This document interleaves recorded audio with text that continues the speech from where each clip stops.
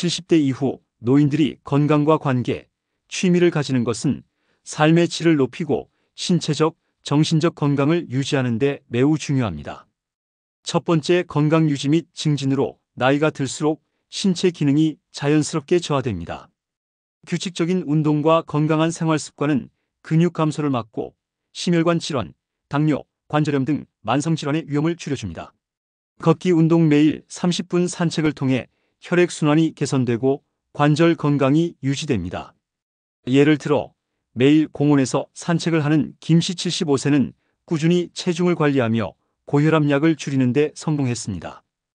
요가나 스트레칭은 유연성을 높이고 낙상 위험을 줄여줍니다. 두 번째, 사회적 관계 유지는 우울증과 치매 발병 위험을 높입니다. 가족, 친구, 지역사회와의 관계는 정서적 안정과 삶의 만족도를 증가시킵니다. 지역 봉사활동을 하는 박씨 72세는 지역 어린이 도서관에서 봉사하며 젊은 세대와 소통하고 의미 있는 시간을 보내며 삶의 활력을 얻고 있습니다.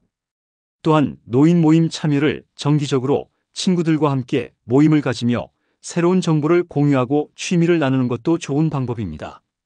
세 번째, 취미를 통한 정신적 건강 증진. 취미는 뇌를 자극하고 스트레스를 줄이며 새로운 것을 배우는 과정은 인지 능력을 유지하는 데 도움을 줍니다.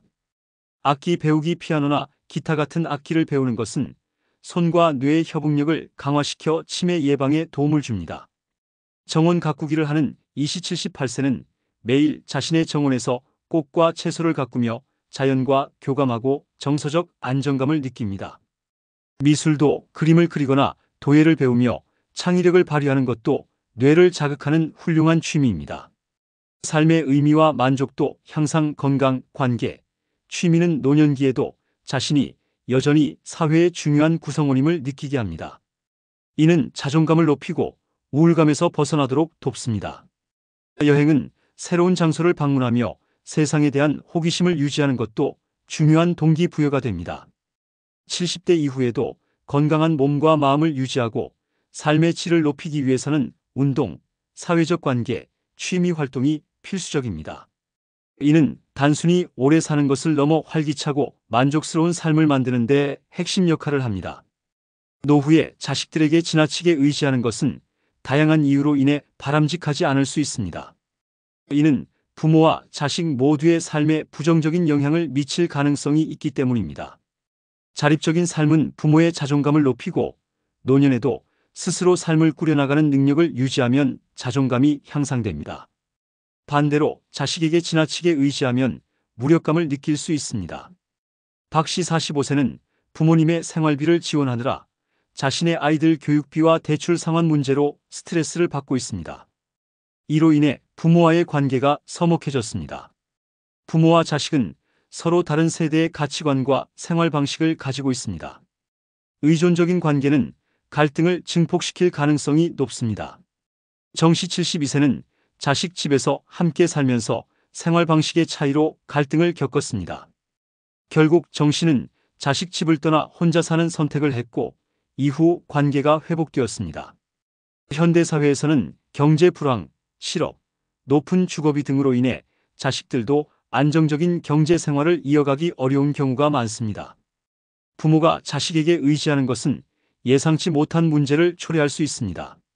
이씨 68세는 자식이 경제적으로 안정적일 것이라 믿었지만 자식이 회사 구조 조정으로 실직하면서 부모와 자식 모두가 경제적 위기에 처한 사례가 있었습니다. 미래 세대를 위한 준비가 부족하면 부모가 자식에게 의존하면 자식 세대는 본인의 노후 준비를 할 여력이 부족해질 수 있습니다. 이는 세대 간 악순환을 초래합니다. 의료비 부담 증가로 나이가 들수록 만성질환이나 급성질환의 발병 가능성이 높아지고 이에 따른 의료비 지출이 증가합니다. 국민건강보험과 같은 사회보장제도가 일부 비용을 지원하더라도 본인 부담금이나 비급여 항목은 큰 부담이 될 수 있습니다. 의료비 부담 사례로 김씨 75세는 당뇨와 고혈압약을 복용하며 정기적으로 병원을 방문합니다. 매달 약값과 검진 비용만으로도 30만 원 이상이 소요되며 추가로 발생하는 비급여 항목은 예기치 않은 재정적 압박을 가중시킵니다. 경제적 여유가 있다면 최신 치료나 재활 프로그램에 접근할 수 있어 건강을 더 효과적으로 관리할 수 있습니다. 생활비 지출 유지는 노년에도 기본적인 생활비가 필요합니다. 식비, 주거비, 공과금, 교통비 등은 은퇴 후에도 계속 발생하며 물가 상승으로 인해 예상보다 더 많은 비용이 들 수 있습니다. 고정비 지출이 있는 박 씨 72세는 매달 주택 임대료와 공과금으로 약 60만 원을 지출합니다. 이외에도 식비와 기타 생활비로 40만 원이 필요합니다. 은퇴 후 고정 수입이 없다면 이러한 지출을 감당하기 어렵습니다. 자유로운 여가 및 취미 생활, 경제적 여유가 있으면 취미 활동, 여행, 문화생활 등을 통해 정신적, 신체적 건강을 유지할 수 있습니다. 이는 삶의 만족도와 연결됩니다. 예기치 않은 상황에 대비해야 하는 노후에는 예기치 못한 상황이 발생할 가능성이 높습니다. 예를 들어 갑작스러운 질병, 사고, 혹은 자녀나 손주와 관련된 긴급 상황 등이 발생할 수 있습니다. 경제적 여유가 없다면 이러한 상황에 적절히 대응하기 어렵습니다. 가족과의 건강한 관계 유지는 경제적 자립으로 자식들에게 경제적 부담을 주지 않으면서 독립적인 관계를 유지할 수 있게 합니다. 이는 세대 간 갈등을 줄이고 부모와 자식 간의 긍정적인 관계를 지속하는 데 도움을 줍니다. 치매 및 요양 비용 대비는 노후에 치매나 거동이 불편해지면 요양원 비용이나 간병인 고용 비용이 크게 증가할 수 있습니다. 이 비용은 장기적으로 재정적 부담이 될 수 있으므로 대비가 필요합니다.